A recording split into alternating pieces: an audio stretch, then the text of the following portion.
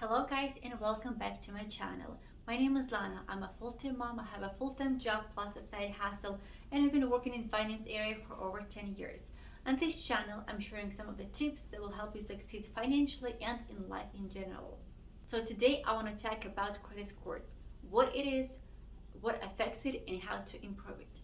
So what is credit score? A credit score is a three-digit number that has a huge impact on your life.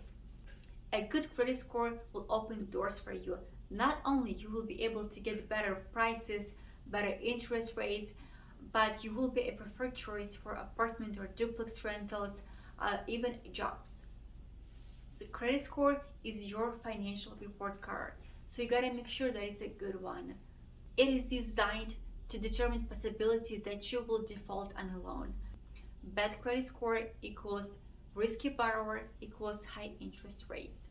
So let's take a look at an example. Let's say we have two people, one with the good credit score and one with the bad credit score. Let's just say both of them decided to get a car from a dealership and the car costs $25,000. Both of them are going to sign a 5-year term loan.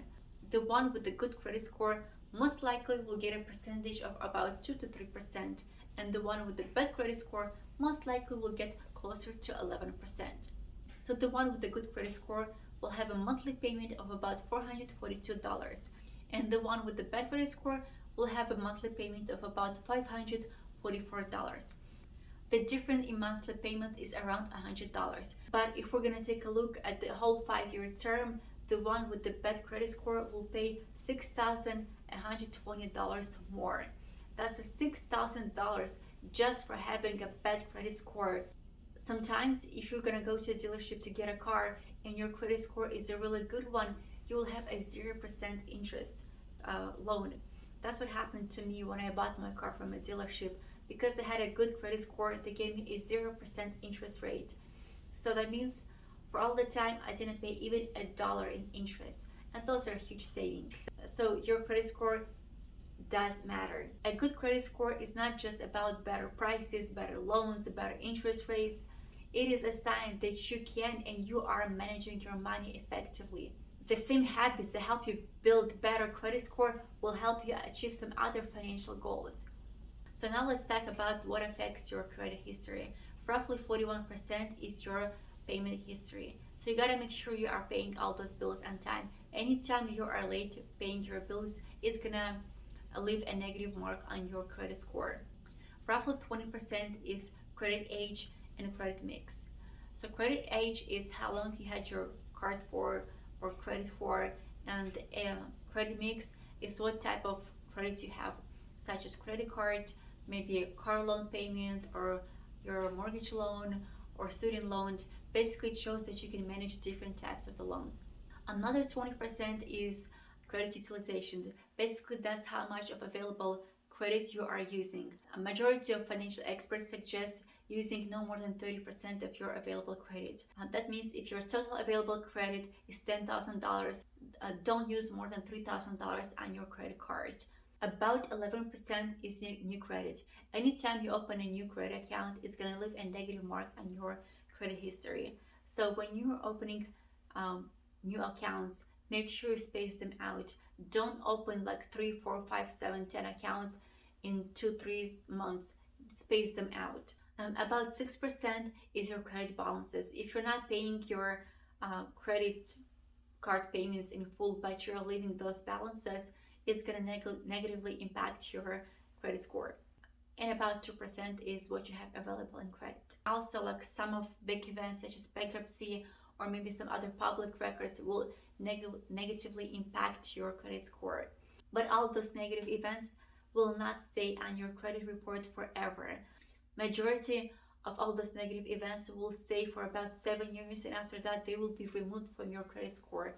And also newer records, they outweigh your older records. So if you had something that happened 3, 4, 5 years ago, but you are working really hard to improve your credit score right now, those newer transactions, they will weigh more and they will affect your credit score more than whatever happened 5, 6, or 7 years ago. Now I want to mention a couple of things that you can do to improve your credit score.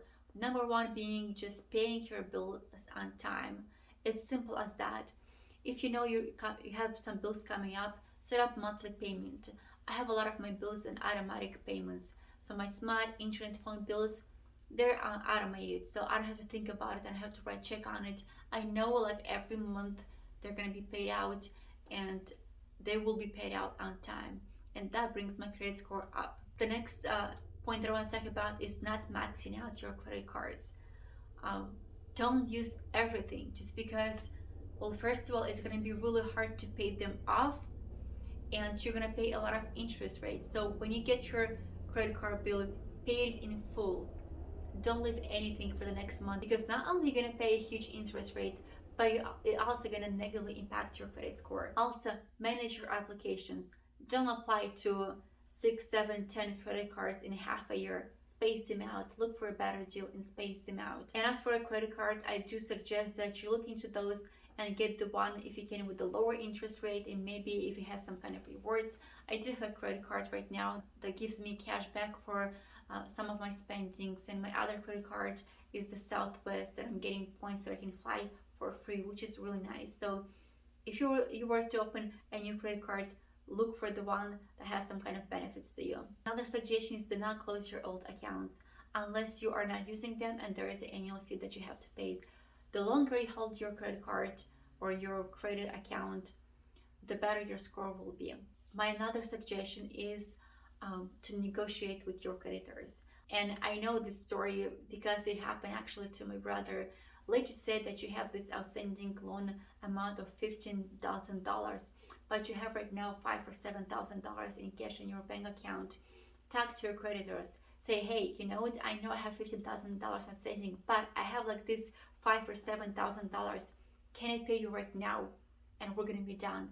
And a lot of times, those creditors will agree because they want to take the money right now instead of having this possibility of you not paying at all. And I heard people telling stories that it happened to them, and exactly the same thing happened to my brother when he just paid a couple $1,000 and the rest was forgiven just because he made this huge payment upfront, and the loan was closed. And lastly, I do want to ask or suggest to not to fall for any scams, because I've seen advertisements of people saying, hey, we can fix your credit score in a week or so or in a month. Just don't fall for those. Those people are just liars. There's nothing you can do to fix your credit score over time. It's gonna take time. So instead of paying money to somebody who's gonna fix your credit score, do all the simple things.